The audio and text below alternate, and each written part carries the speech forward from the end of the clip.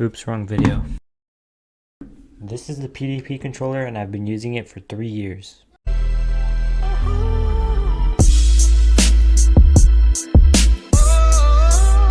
Hello everyone, welcome to my channel. Today's video I'm going to be reviewing the PDP Midnight Blue controller. I've had this for 3 years. I got it back in February of 2018. I forgot to make the video, but I'm gonna see if it works because I don't even know. Haven't even powered it on.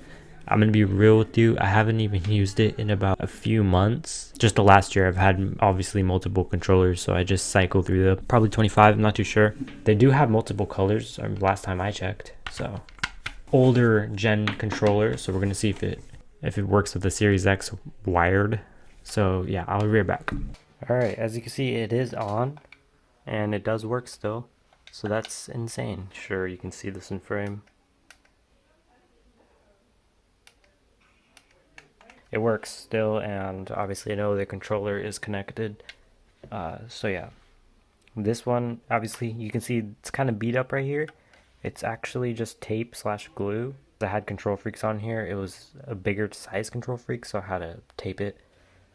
Long story, but anyways, simple little tips here. You can double tap the bottom right to mute, and then if you press and hold this, you can access the volume for game and chat.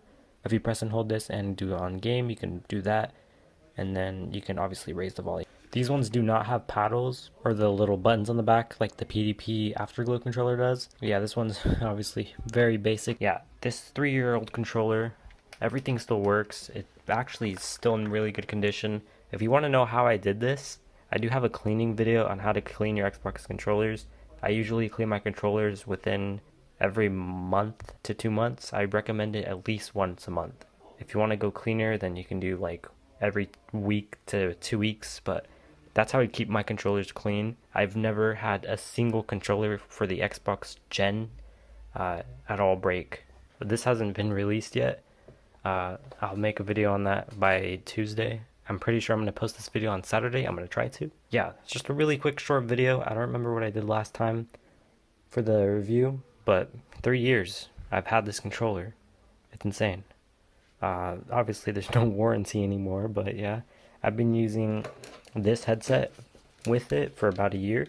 It's the Razer Kraken headset. No, actually less than a year. And then I've been using obviously the Arc 100s for almost 3 years now. So this controller and the Arc 100s, super reliable. I know people have like issues with this one specifically. I got extremely lucky. People in the comments are like, wow bro, you gotta go hit the lottery or something because your luck is insane. Like, is it really that bad of a controller? Because people have bad luck with this controller. They have so many issues.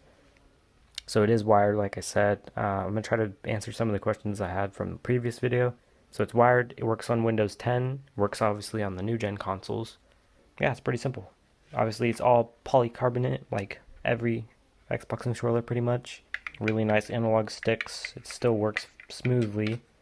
And this controller in general is actually pretty clean for the most part, especially for 3 years, so that's insane. Anyways, if you guys like this video, please like, and I'll see you guys in the next one.